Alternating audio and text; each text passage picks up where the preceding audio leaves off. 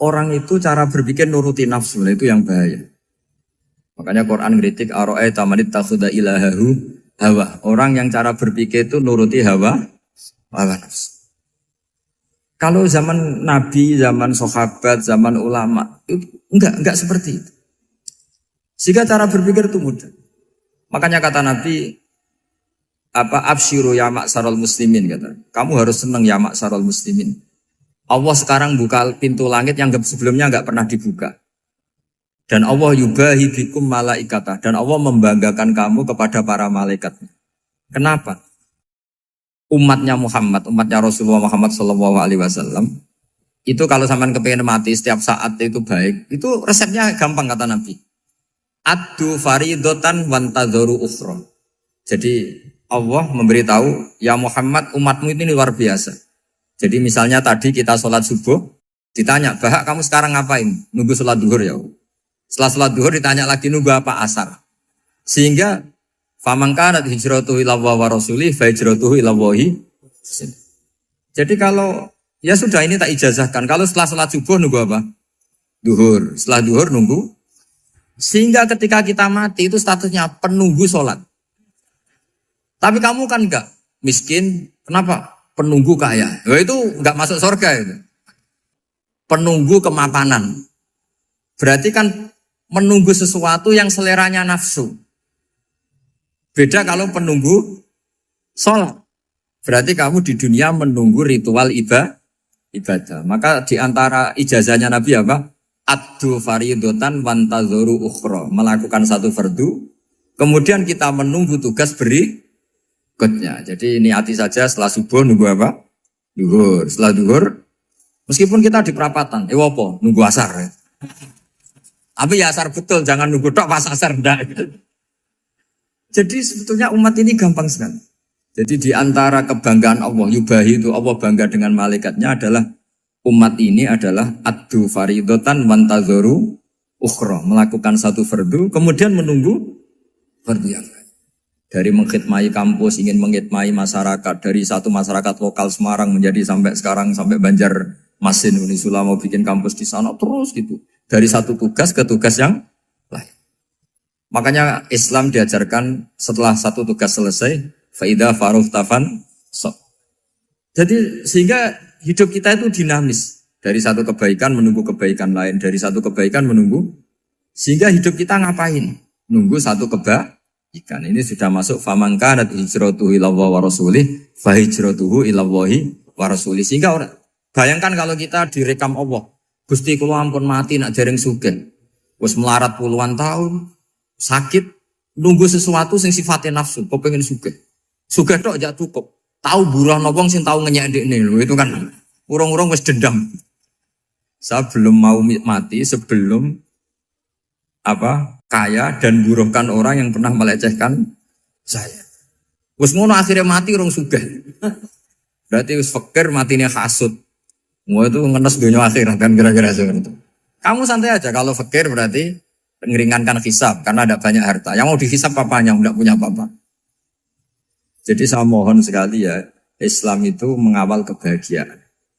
Sebab itu sampai bahagia itu menjadi perintah Islam, qul bi fadlillah wa bi rahmatihi fa bidzalika falyafrahu. Karena dengan bahagia bi taat diharapkan orang Islam itu tidak bahagia atau cari kesenangan lewat jalur apa maksiat. Sehingga ciri utama wali apa? Ala inna awliya Allahi la khaufun alaihim wa lahum yahzanun.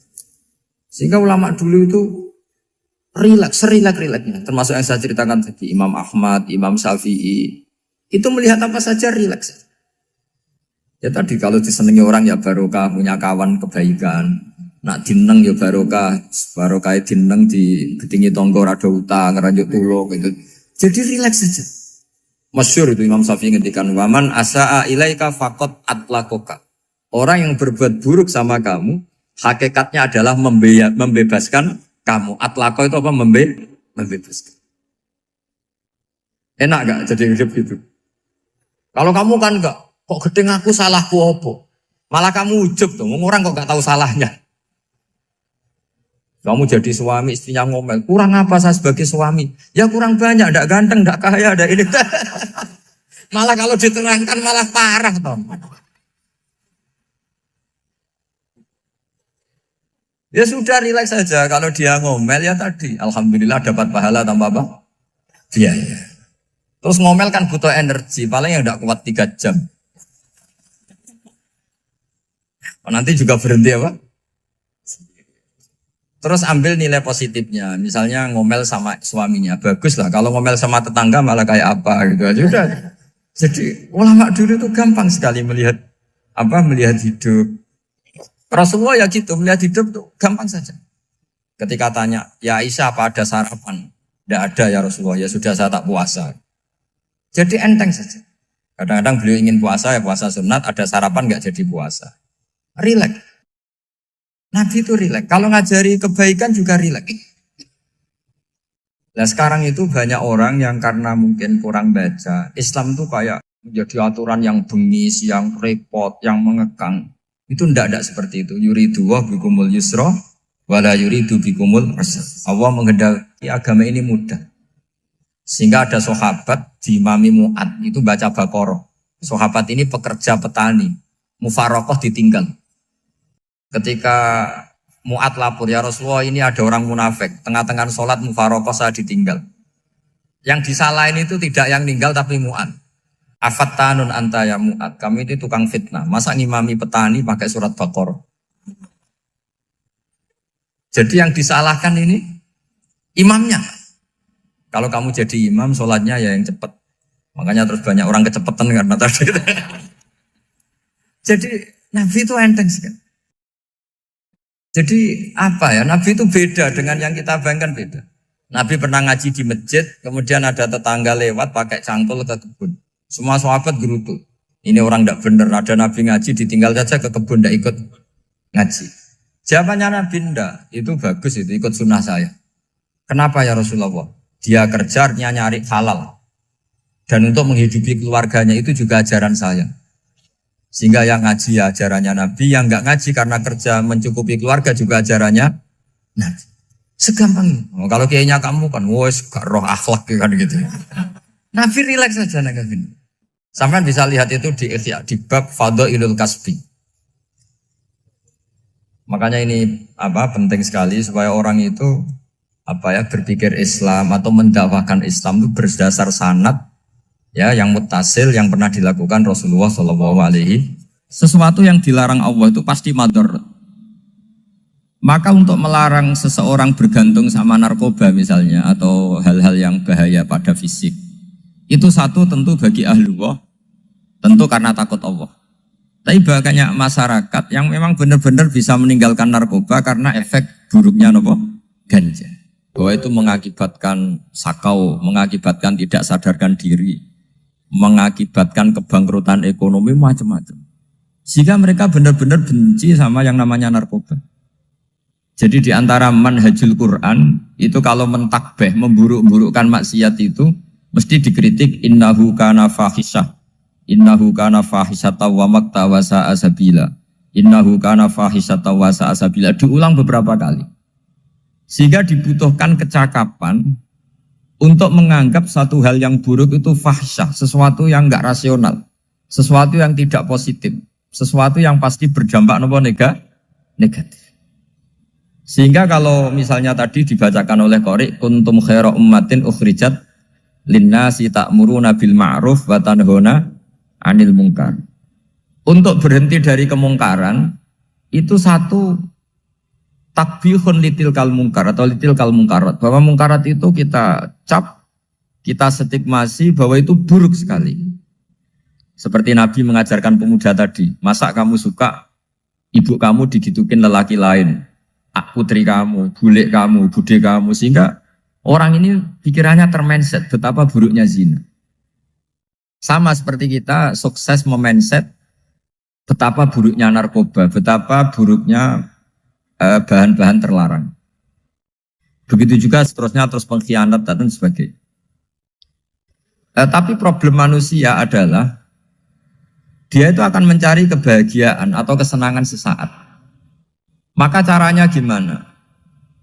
Keinginan senang lewat maksiat ini dilawan dengan nyaman dengan taat. Saya ulang lagi, nyaman dengan taat. Sehingga ulama dulu punya kalimatul munajat, artinya kalimat hubungan pribadi sama Allah yang menjadikan orang itu nyaman. Dan ini yang diajarkan kitab-kitab tasawuf. Kitab tasawuf itu sukses mengajarkan melihat alam raya ini semuanya nyaman, termasuk yang mengecewakan. Itu dianggap nyaman. Saya berkali-kali mengajarkan ilmu ini karena ini musalsal ila Rasulillah SAW. Itu pernah suatu saat Imam Ahmad itu dipanggil sama tetangganya, anak muda. Tentu Imam Ahmad ini orang yang sangat soleh, sangat waroi, sangat tunduk sama perintahnya Allah dan Rasul. Pemuda tadi manggil, ya Ahmad, datang ke rumah saya. Imam Ahmad datang. Setelah sampai ke pemuda tadi, sudah pulang lagi, saya tidak butuh kamu. Pulang lagi. Setelah sampai rumah dipanggil lagi, ya Ahmad, datang lagi. Datang lagi. Oh, saya tidak jadi butuh, pulang lagi. Sampai 3 kali. Dan itu perangai ekspresi Imam Ahmad itu atau ulama lain yang sesoleh beliau itu nyaman, indah. Beliau tetap senyum-senyum nyaman. Beliau tidak tersinggung, tidak terprovokasi, pokoknya tidak tersinggung, kelihatan nyaman. Lama-lama pemuda ini terus tanya, ya Ahmad, kamu saya perlakukan seperti ini kok tidak tersinggung? Kamu senyum-senyum saja, happy-happy saja. Jawabnya Imam Ahmad itu unik. Wahai pemuda, saya kamu panggil itu senang sekali. Karena kata Nabi, kalau kamu iman dengan Allah dan Rasul, maka hormatilah tetangga. Jadi saya senang. Karena nuruti perintah Allah untuk menghormati tetangga. Jadi tidak ada urusannya dengan kamu. Kagetnya kayak apa?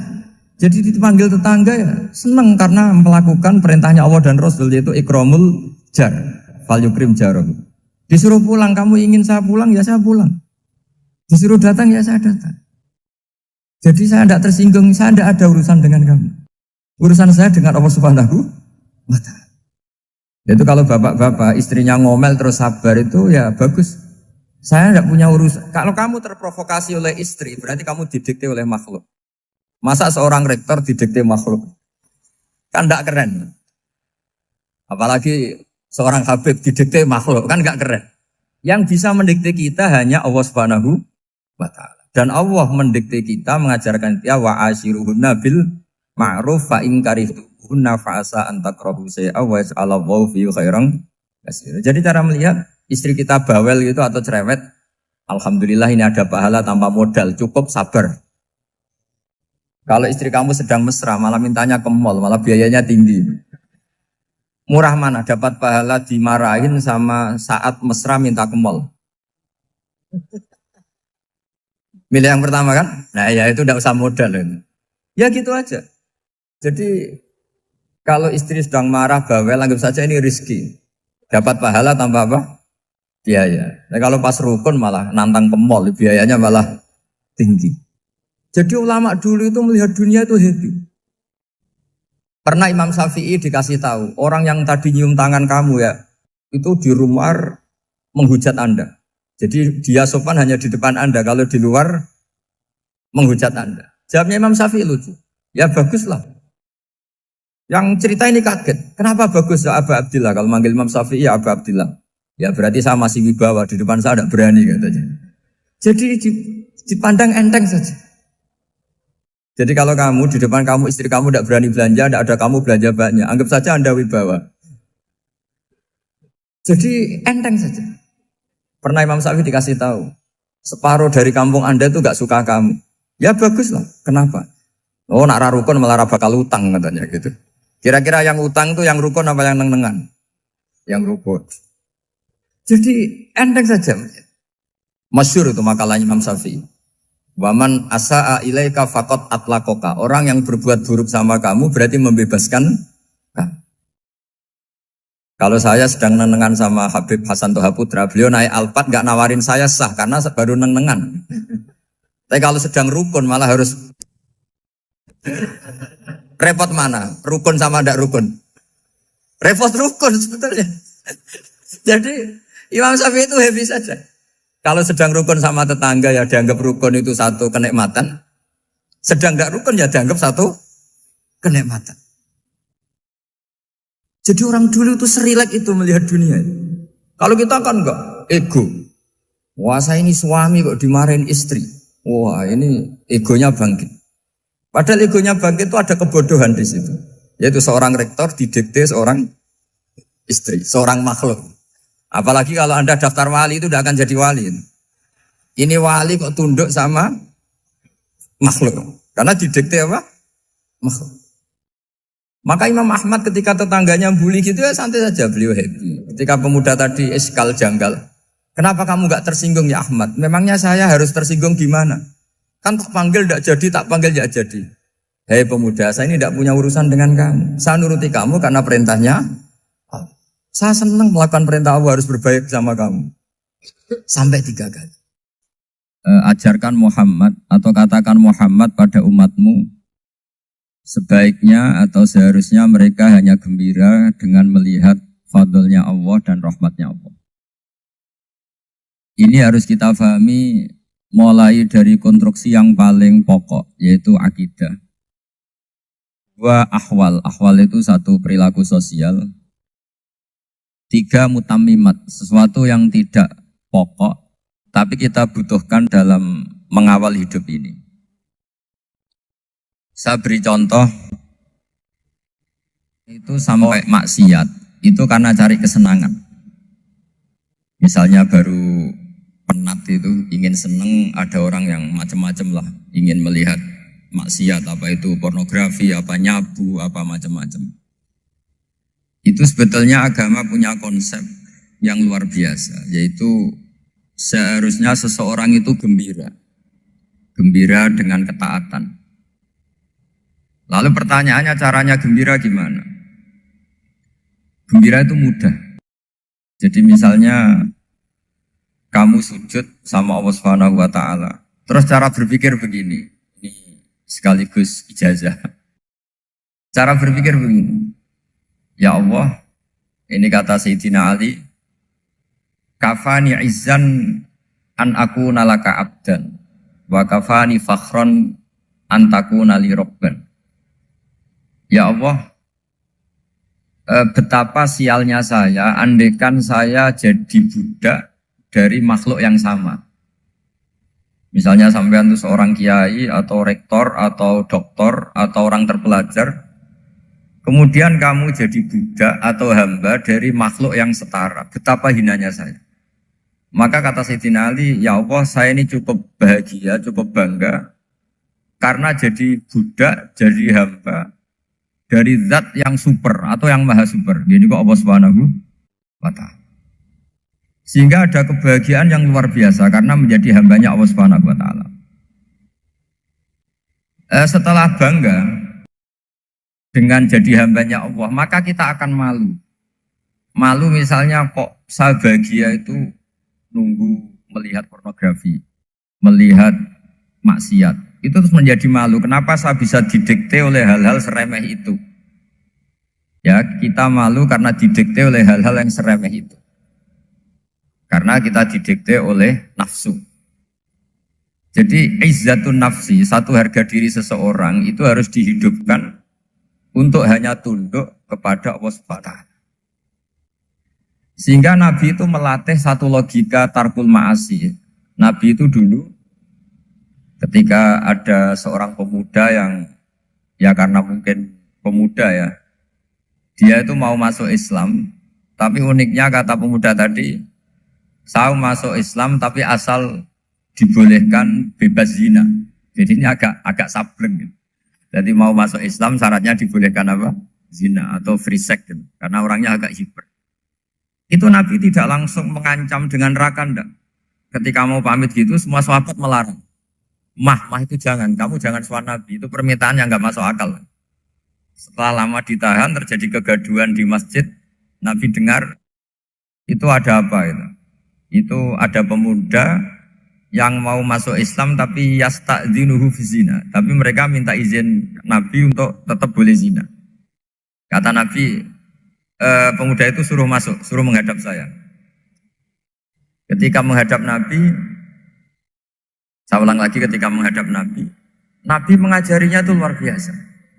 Nabi tidak langsung mengancam dengan neraka atau dengan azab tunda. Tapi kata Nabi, atuhibbuhu li ummik. Kamu suka kalau ibu kamu tuh jadi demenannya orang banyak. Oh enggak ya Nabi, yang demen ibu saya tak bacok kan. Karena ini ya agak preman, di mana-mana orang akal agak preman. Terus atuhibbuhu li bintik. Kamu suka kalau putri kamu ya digitukan orang-orang. Oh ya enggak Nabi, yang gitukan putri saya tak bacok. Atuhibbuhu li kholatik. Kamu suka kalau bule kamu digitukan. Atuhibbuhu li ammatik. Kamu suka kalau saudara bapak kamu digitukan. Nabi itu mengeset ya. Cara sekarang itu otak mungkin. Nabi itu meluruskan otaknya anak muda itu. Betapa buruknya zina. Cara bahasa Arab ditakbih. Betapa buruknya zina. Kamu suka kalau korbannya ibu kamu, putri kamu, bude kamu, bule kamu. Sehingga orang itu matur ya hasbuka ya Rasulullah, ini sudah cukup. Saya tidak pernah melihat sesuatu seburuk zina. Jadi fa'al qawwa fi qalbihi bughdha zina. Kemudian Allah meletakkan di hatinya, menanamkan benci zina. Sehingga akhirnya pemuda tadi menjadi iffah, menjadi menghindari zina.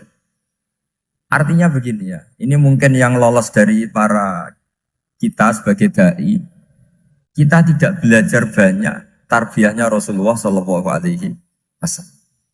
Jadi kalau kita benci maksiat, itu jangan hanya ditakhzir, ditakutkan neraka itu enggak.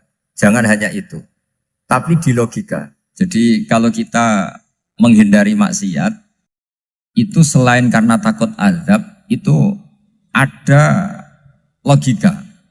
Ada rangkaian pikiran yang menjadikan kita anti satu perbuatan apa maksiat. Jadi misalnya gini ya, kira-kira ginilah kalau contoh gampang itu. Ada orang gitu ya, nyanyi dengan pakaian yang mungkin pornografi gitu. Mungkin pemuda-pemuda ingin melihat itu, tapi bisa diobati gini. Kok enak dekne mergawe kok tak bayar ya, aku kehilangan duit.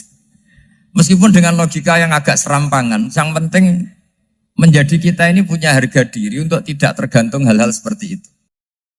Sehingga Nabi itu cara menggambarkan tadi mulai atuhibbuhu li ummik, kalau ibu kamu jadi demenannya orang lain. Pemuda tadi bilang yang demen ibu saya mau saya bunuh. Ditambah lagi atuhibbuhu li bintik. Bagaimana kalau korbannya putri kamu, bule kamu, bude kamu. Sehingga terus si pemuda tadi betapa buruknya zina. Betapa murahnya zina. Akhirnya pemuda tadi al-qawwa fi qalbi bughdha zina. Terus kemudian pemuda tadi itu sangat membenci dengan apa? Berzina. Nah, pikiran-pikiran seperti ini harus kita tanamkan. Harus kita tanamkan supaya orang itu benci melakukan maksiat. Karena satu memang takut sukhtuwah, takut dibendu Allah atau dibenci Allah. Dua memang logika kita mengarahkan tidak maksiat. Saya beri contoh ya betapa pentingnya mindset ya, cara berpikir. Orang itu menjadi kikir itu karena nganggap hidup itu lama dan uang itu penting. Kalau zaman Nabi itu sederhana kalau melihat hidup ini. Pernah suatu saat Nabi itu punya jatah makan. Karena Nabi itu hidupnya juga pas-pasan. Jadi Nabi itu unik. Beliau di satu sisi kaya raya. Bisa ngurmat Abu Hurairah, Ammar, Suhaib. Ashabu Sufa itu dirawat Nabi semua. Itu kan kaya, bisa ngerawat sekian orang. Tapi di sisi yang lain untuk pribadinya beliau miskin. Kadang nggak bisa makan hari itu. Tapi di saat yang sama bisa merawat Ahlus Sufa. Jadi keliru kalau orang hanya cerita Nabi itu miskin, untuk makan dirinya aja susah. Itu keliru. Kelirunya kalau tidak diteruskan, tapi Nabi mampu menghidupi Ahlus Sufa. Singkat cerita jatah makannya Nabi itu dikasihkan orang ketika Nabi tanya, ya Aisyah, makanan jatah saya di mana?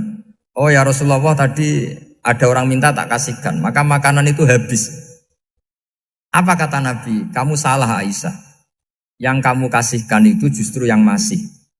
Ya yang kamu kasihkan itu justru yang masih. Sehingga Nabi menganggap, makanya Nabi terus ngendikan. Ya kalau mukhatabnya lelaki ya kira-kira begini.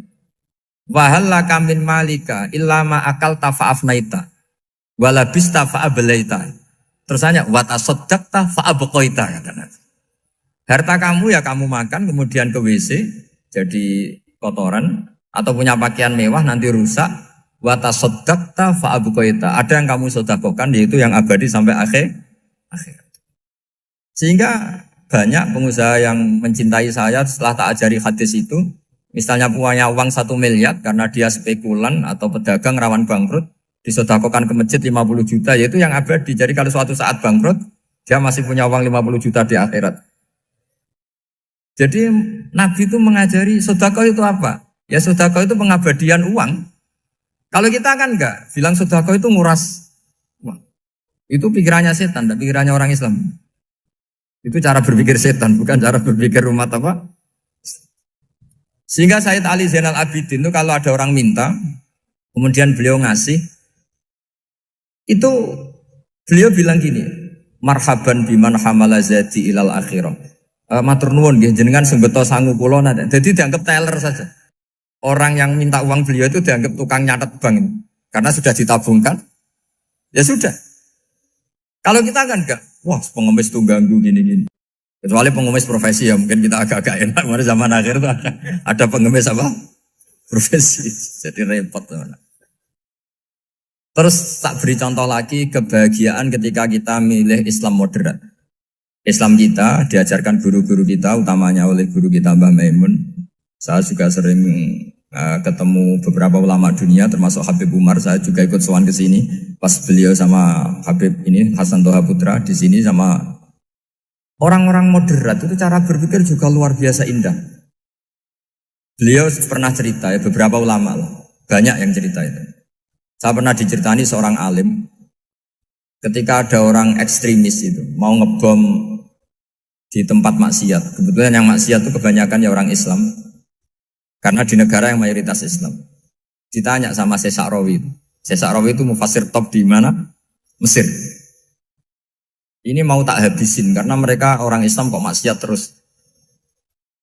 Terus ditanya sama Imam Sa'rawi, laumatu ala khini ma'asihim aina masiruhum. Kalau mereka mati dalam keadaan maksiat, mereka kemana? Ya ilanar, mereka pasti masuk neraka. Terus ditanya sama Imam Sa'rawi, wahal masiruhum ilanar muradun nabi amlan. Punya umat maksiat kemudian mati masuk neraka, itu yang diinginkan Nabi apa enggak? Ya tidak aja. Ya sudah, enggak usah dibom, ditunggu tobatnya kata. Karena kalau mati dalam keadaan itu ke neraka dan itu tidak yang diinginkan Rasulullah Sallallahu Alaihi Wasallam. Terus ekstremis ini menjadi tobat, tidak berpikir ekstremis mas. Jadi orang itu harus berpikir mindset yang baik. Meskipun kadang berpikir baik itu ya agak-agak kacau. Ada seorang wali majdzub itu kalau berdoa agak kacau, tapi nggak bisa dibantah. Masyhur itu doa itu. Ini sekaligus ijazah, tapi kalau sebelum wali nggak boleh. Itu datang ke makamnya Rasulullah SAW. Terus doanya itu begini. Ya Allah, sekarang terserah engkau. Ya Allah, sekarang terserah engkau. Jika saya kamu jadikan orang soleh, jika saya engkau jadikan orang soleh, maka surra habibuk, maka kekasihmu ini senang. Yang susah musuhmu yaitu setan. Tapi kalau engkau menjadikan saya orang fasik, maka yang susah kekasihmu, yang senang musuhmu. Jangan punya dua pilihan itu. Wah itu kan doa tapi kayak teror itu. Ya jadi berdoa di Raudhah. Wah itu pasti mandi itu karena agak-agak maksa Tuhan itu. Ya Allah engkau punya dua pilihan. Jika saya jadi orang soleh, maka kekasihmu ini senang. Musuhmu yang susah yaitu setan. Tapi jika saya jadi orang fasik, maka musuhmu yang senang, kekasihmu yang susah. Mohon terserah jenengan, mau menyenangkan kekasihmu, apa menyenangkan musuhmu gitu. Kira-kira gimana? Kalau tertarik boleh doa itu dipraktekkan. Tapi kayaknya kalau copy paste itu gak keren, apa? Jadi dulu orang itu muamalah sama Allah dan Rasul itu rileks. Rileks itu nyaman karena ya tadi qul bi fadlillah wa bi rahmati fa bidzalika falyafrah. Sehingga Imam Izzuddin bin Abdissalam itu ngendikan innal ladzina yarmunal muhsanatil ghafilat. Di antara kebaikannya ibu-ibu atau mbak-mbak ini harus berstatus ghafilat. Perempuan-perempuan pelupa. Ghafilat itu pelupa. Pelupa dari kenikmatan maksiat sehingga mereka dengan taat. Misalnya ada ibu-ibu atau mbak-mbak atau juga bapak-bapak tahajud, kemudian nyaman dengan tahajud itu. Kira-kira terbersit enggak ingin maksiat? Enggak kan, karena sudah nyaman dengan tahajud, dengan taat. Maka dibutuhkan kenyamanan dalam beribadah. Sebab itu ala bidzikrillahi tatmainnul qulub. Makanya saya termasuk kiai yang setiap ngaji itu happy, seneng. Karena ini untuk kampanye, seneng dengan ngaji, dengan taat itu sudah luar biasa. Kayak apa kalau mereka senengnya kalau nunggu melakukan maksiat. Jadi termasuk bentuk perlawanan kita terhadap maksiat adalah usahakan kamu tuh bahagia, senang dengan taat. Istiqnas billah, mu'anasah billah, farah billah, itmi'nan tumaknina billah. Sehingga ini mencukupkan kita tidak berkebutuhan maksiat. Meskipun kita ya manusia, pasti suatu saat atau sudah pernah maksiat. Serasa diceritakan lah, itu mesti gitu. Lah orang-orang dulu itu orang yang sukses mengelola bahagia ma'allah wa billah walillah. Jika wali-wali dulu itu jadi wali itu tidak mesti karena ibadahnya banyak, itu enggak. Mereka orang yang ibadahnya itu biasa. Biasa-biasa sekali. Ulama-ulama dulu ibadahnya biasa sekali. Tapi qulubuhum ma'allah, hatinya itu ma'allah. Itu ada seorang wali itu jadi wali, Umar bin Abdul Aziz yang dikenal khamisul khulafa. Khamisul khulafa. Di luar khulafa Rasyidin 4, di antara yang soleh adalah siapa? Umar bin Abdul Aziz. Itu ketika mau meninggal, itu senangnya bukan main. Itu semuanya nangis, beliau senang. Terus tanya, kenapa kamu senang? Memangnya saya kalau mati itu kemana aja? Ila khairi madhubin ilah, ke zat terbaik. Dibang urip mbek kowe bulet atau mbek arhamur rahimin kan. Yaitu Allah Subhanahu. Jalaluddin Ar-Rumi ketika mau meninggal itu muridnya nangis semua, beliau marah. Kamu harusnya pesta karena saya mau ketemu kekasih saya, malah kamu tangisi, goblok sekali kamu katanya. Jadi orang-orang dulu itu luar biasa. Karena tadi mereka tidak ingin ketemu Allah itu dianggap problem. Harus sesuatu yang membahagiakan. Makanya wali-wali itu kalau berdoa begini. Wa khairu ayyami yauman alqa fih, dan jadikan hari terbaikku adalah hari ketika saya ketemu engkau ya. Pernah dengar doa itu? Wa khairu ayyami yauman alqa fih, dan hari terbaikku adalah hari saat ketemu engkau. Aman kan enggak? Sampai mati ku wedi. Saya tidak tahu wedi dosa apa wedi Israel apa wedi malaikat siapa? Mungkar nakir. Sebenarnya tidak perlu seperti itu. Karena cara pandang Nabi itu ini bisa dipraktekkan. Kalau kamu orang baik, mati artinya apa? Ya baik. Karena husnul khotimah. Kalau kamu orang yang buruk, itu kata Nabi, anggap saja mati itu akhir dari keburukan kamu. Nak kowe urip terus, malah maksiat terus. Maka Nabi itu kalau ngajari kita berdoa gini, Allah maj'alil hayata ziyadatan li fi kulli khairin wal mauta rohatan li min kulli syarri. Ya Allah, kalau saya hidup, ya anggap saja ziyadah fi kulli khairin, berpotensi nambahi kebaikan. Kalau saya mati, anggap saja ini akhir dari segala keburukan. Maka saya berkali-kali, banyak tradisi ulama-ulama NU, ulama-ulama pesantren, ya ada hanya NU, pokoknya ulama-ulama alim, itu kalau ada orang mati, orang nakal gitu mati, ini saya gitu, itu hadirin mesti gak terima. Wapi enang itu orang nakal. Tapi dipaksa sama kiainya, saya gitu, lama-lama dipaksa. Saya gitu, padahal yang hatinya kiai, wis ra iso maksiat meneh, wis saya gitu. Karena dengan mati berarti saya sudah tidak bisa maksiat lagi. Jadi Nabi melihat hidup dan mati itu segampang itu. Kalau al-hayata ziyadatan li fi kulli khairin wal mauta rohatan li min kulli syarr. Coba kita ke depan itu kan ada potensi zina, potensi korupsi, potensi maksiat. Yang bisa menghentikan potensi itu apa coba? Mati ya, udah pintar ya. Sudah maju berarti. Berani mati? Berani. Tapi jangan di sini ngel-ngelo panitia. Artinya yang selama ini kita risau dengan kematian, dengan apa? Nabi ngajari kita tadi. Allah maj'alil hayata ziyadatan li fi kulli khairin wal mauta rohatan li min kulli syarr. Ya Allah, jadikan hidup ini sebagai bekal menambah kebaikan, dan suatu saat kalau saya mati, semoga itu akhir dari segala keburukan. Jadi artinya Nabi itu ngajari kita itu positif terus. Sama seperti ulamanya tadi. Nak lagi rukun mbek tonggo ya sanggep ae kanca keapian. Nak nenengan ben ra utang ngoten. Dadi pokoknya penak terus itu loh. Nak bojo lagi ngamuk alhamdulillah gak ngajak blonjo. Nak pas rukun ya alhamdulillah kok lagi rukun. Jadi gampang semua. Makanya ada seorang alim itu ngendikan begini, ada yang tanya. Saya tuh dulu ketika kaya, teman saya sering main ke saya. Setelah saya miskin gak ada teman-teman yang ke saya. Dikira si Habib ini kebetulan orangnya Habib itu mendukung keluhan dia. Ternyata enggak. Si orang alim itu bilang gini, malah bagus toh gitu.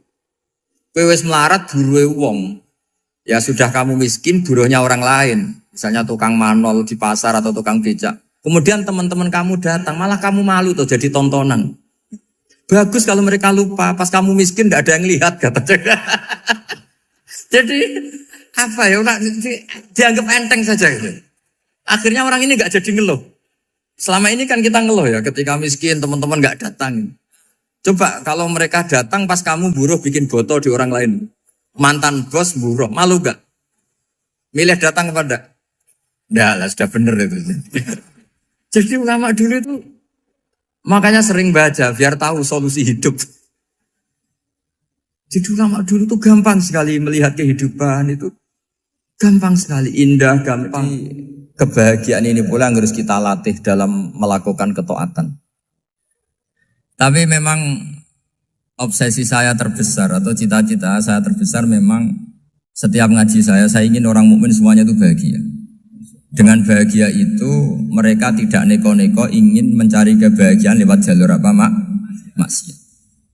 Sehingga dalam konstitusi ulama yang ditulis di kitab-kitab usul fikih, dan itu kitab yang saya kaji, selalu saya kaji, itu membela-bela sesuatu yang mubah itu sampai luar biasa.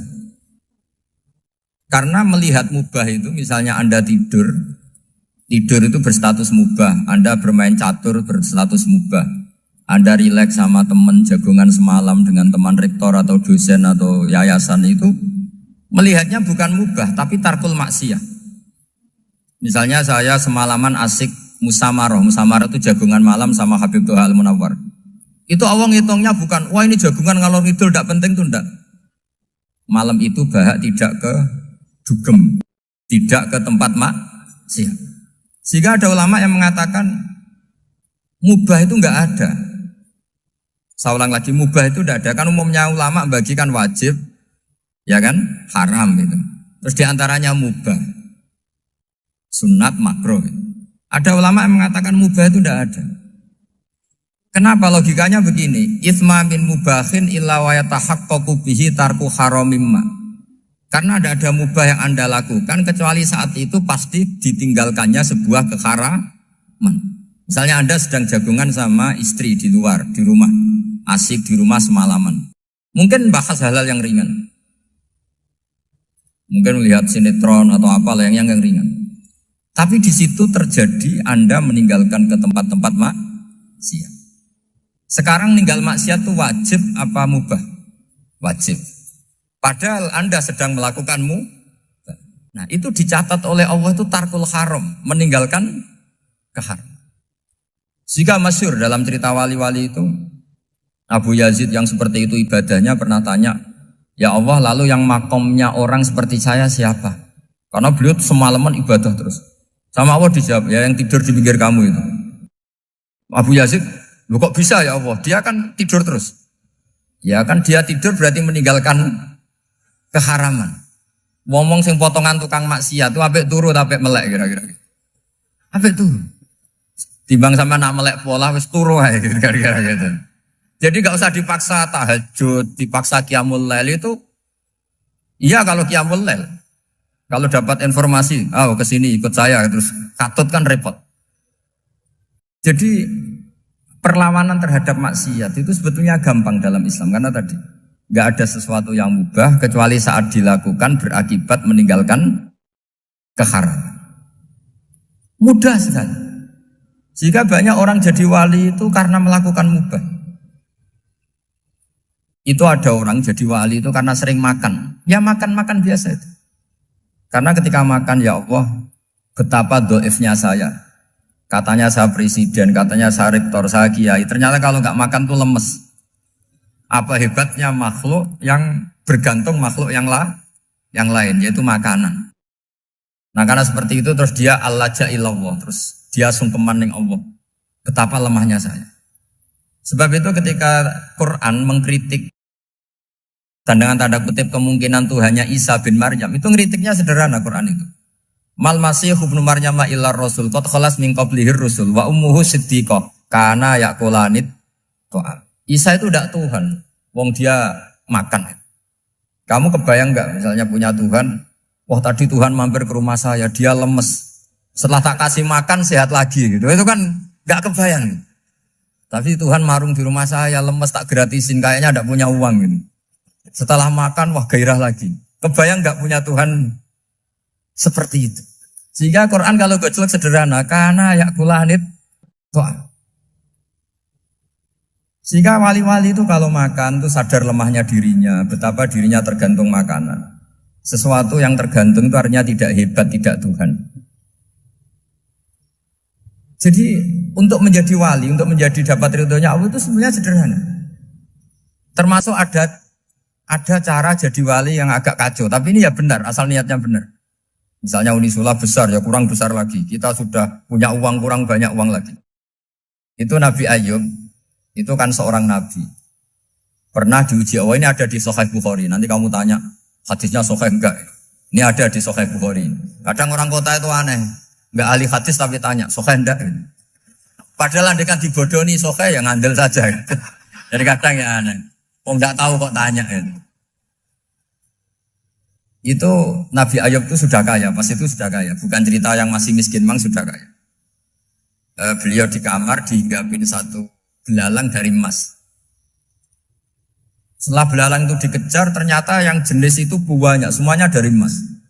Ngambil sana sini, ini yang kesa ini dipenuhin, saku ini dipenuhin, sampai banyak.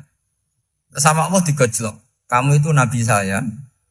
Kenapa kamu mengumpulkan harta sebanyak itu? Kamu itu nabi saya kok rakus? Jawabannya Nabi, ya Allah, siapa yang bisa kenyang dari rahmatmu? Ya, jadi kalau kamu punya uang 1 miliar, kok ingin 1 miliar 100, ingin 1 miliar 200, itu cara ngitung bukan uang. Ya Allah, siapa yang bisa kenyang dari rahmatmu? Karena rahmat Allah tidak terbatas, sudah Gusti tenang saja. Meskipun saya gini, rahmat Anda tidak akan habis. Sehingga waroi ada ilmunya, tomak juga ada ilmunya. Termasuk ragus itu juga ada ilmunya. Misalnya begini, ini contoh rakus yang ada ilmunya begini. Ini saya beri contoh. Mungkin yang boleh niru orang-orang soleh, kalau nggak soleh jangan. Imam Syafi'i ini cerita nyata. Imam Syafi'i itu dulu ketika ngaji masih muda itu nggak suka sama guru yang kaya. Kebetulan dia punya guru miskin terus. Namanya Sufyan As-Tsauri, itu miskinnya Masya Allah. Sufyan bin Uyainah juga miskin. Jadi dia miskin punya guru miskin terus. Sehingga idolanya ya sama guru-guru yang miskin. Suatu saat guru-guru ini menyarankan dia ngaji Imam Malik. Imam Malik itu kaya raya.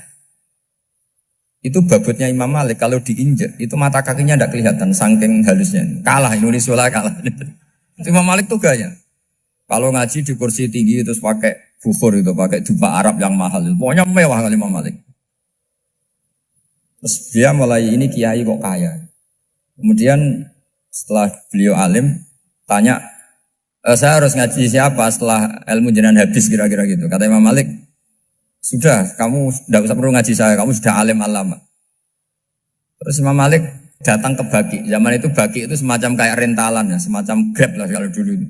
Mana kafilah yang mau ke Irak? Ya sudah terus, oh kita mau ke Irak. Ini antar ke Muhammad bin Hasan As-Syaibani. Itu dibiayai sama Imam Malik. Grabnya ya dibayarin, itu kafilahnya itu ya dibayarin. Imam Syafi'i disangoni surrotan min dhahabin. Jadi satu kepes uang dikasihkan. Itu pernah tak hitung semurah-murahnya itu sekitar 60 juta. Imam Syafi'i mulai mikir, kiai yang saya kritik lomo, sing kiai miskin tak puji, gak pernah ngamal kan, tentu orang miskin. Setelah datang ke Muhammad bin Hasan As-Syaibani, beliau itu pakar usul fikih, muridnya Abu Hanifah. Beliau al-usuli, pakar usul fikih. Itu Muhammad bin Hasan As-Syaibani itu kalau ngitung emas, itu di ruang tamu. Uangnya miliaran, emasnya banyak. Dari kota ini dipindah ke kota ini. Mas, kalau ngitung di ruang tamu. Bukan di kamar, di ruang tamu. Imam Syafi'i tambah kaget. Imam Malik kayak gitu sudah soal malah ini kaya raya. Setelah Imam Syafi'i kelihatan kaget, digojlok sama Muhammad bin Hasan Asyibani karena beliau senior. Atajabu min hadza, kamu aneh melihat ini? Iya. Kenapa? Ulama kok kaya raya. Terus kata Muhammad bin Hasan, ya sudah, uang ini tak kasihkan orang-orang fasik, binti gue demenan, gue nyabu, gue macam-macam. Oh jangan, nanti dipakai maksiat. Pun jenengan mawon sing sugih. Semenjak itu Imam Syafi'i rubah mindset. Jadi kalau kampus ini ingin akreditasi A, ingin mulia, ingin apa, kamu ridho kalau yang punya prestasi seperti itu adalah orang-orang fasik. Ridho enggak? Enggak kan? Maka didoakan ini. Nah itu namanya berpikir secara usuli. Kamu jangan hanya nuruti karena berpikir waroi terus kamu benci kekayaan. Tidak bisa seperti itu. Karena pangkat dan kekayaan ketika dikelola secara kesolehan maka akan menjadi energi positif yang luar biasa. Semenjak itu Muhammad bin Hasan Asyibani berhasil mendidik Imam Syafi'i. Sampai akhirnya keterusan Imam Syafi'i berpendapat kalau orang Islam bisa bikin rumah tingkat kok punya rumah reot itu haram. Akhirnya keterusan. Kalau bisa jadi bupati kok jadi ketua RT juga haram. Karena al-Islam ya'lu wala yu'la alaih. Islam itu luhur bukan bisa diluhurin. Sehingga rata-rata orang Syafi'iyah termasuk kiai-kiai Indonesia itu rata-rata ya agak-agak politikus. Ya agak-agak kedonyan, mungkin sebagian kedonyan tenan gitu. Karena gak ridho gitu loh. Kalau kesempatan itu dikuasai orang fasik kemudian menjadi kekuatan maksi. Coba kalau bupati itu orang yang fasik. Kemudian programnya supaya rakyat seneng semalaman dangdutan yang purno misalnya. Supaya rakyat seneng dibolehkan dugem, dibolehkan judi. Tapi kalau yang jabat orang soleh kan ada beberapa perda yang menolak penyakit apa? Masyarakat. Jadi kamu jangan melihat bahwa kepangkatan ini hanya sebagai alat korupsi, alat otoriter. Enggak. Asal kena orang soleh, maka ini menjadi energi kesolehan atau energi positif. Sebab itu ketika Allah muji para nabi yang soleh, diantaranya disifati apa? Faqad ataina ala Ibrahim al-kitab wal hikmata, terusannya wa atainahum mulkan azim. Dan Nabi Ibrahim dan keluarganya tak kasih kerajaan yang besar. Nah sekarang masih banyak orang yang cara pandang ngapain bikin unisula yang megah, ngapain berambisi punya akreditasi A dan sebagainya. Menyoal seperti itu salah secara usul fikih. Karena secara usul fikih kesempatan yang baik tentu harus diperjuangkan oleh orang-orang yang soleh. Karena ini supaya jadi otoritas yang positif. Itu dulu ada latihannya. Jadi orang dulu itu gampang sekali ketika milih miskin ditanya, kenapa miskin? Saya ingin hisab saya ringan. Tapi ketika mereka kaya, yang soleh, supaya harta ini tidak dipakai orang yang nanti dipakai maksiat. Kita misalnya orang soleh mau pangkat, karena kita ada ridho, kepangkatan itu dipegang orang maksiat, kemudian menjadi energi maksiat. Begitu juga seterusnya. Maka ulama dulu itu rileks. Sampai Senawawi Al-Bantani itu nanti bisa dicek di tafsir. Qul hal yastawil ladzina ya'lamuna wal ladzina la ya'lamun. Beliau muji-muji ulama. Kemudian ada seorang yang agak hasut mungkin. Tanya begini. Hebatnya ulama itu begini-begini. Terus ditanya, tapi kenapa kita sering melihat ulama ngantri proposal di rumahnya bupati? Kan? Sementara bupati nggak pernah datang ke ulama ngaji ihya. Jawabannya Imam Senawawi itu unik. Ya karena ulama itu tahu gunanya uang, sehingga nyari uang untuk pondok, untuk masjid. Sementara bupatinya tidak tahu gunanya ilmu, maka tidak pernah ngaji. Jadi ya ringan saja. Jadi ya sudah seperti itu. Jadi kalau ada ulama kedonyan, anggap saja karena tahu gunanya uang. Jadi kenapa ulama ngantri di kabupaten, bukan bupati ngantri di ulama? Jawabannya, karena ulama tahu gunanya uang. Sementara bupatinya nggak tahu gunanya ilmu. Ya, kira-kira gitu lah. Ada ustadz tidak ganteng, kesensem rondo cantik, karena tahu gunanya ustadz itu. Artinya tahu gunanya kalau saya nikah nanti punya anak jadi gus, kan dia kiai gitu. Tapi rondone raro gunanya dia karena miskin gitu. Jadi ulama dulu itu rileks. Rileks menafsirkan apa saja itu rileks, termasuk saat terpojok. Itu rileks. Karena semuanya dianalisis pakai ilmu.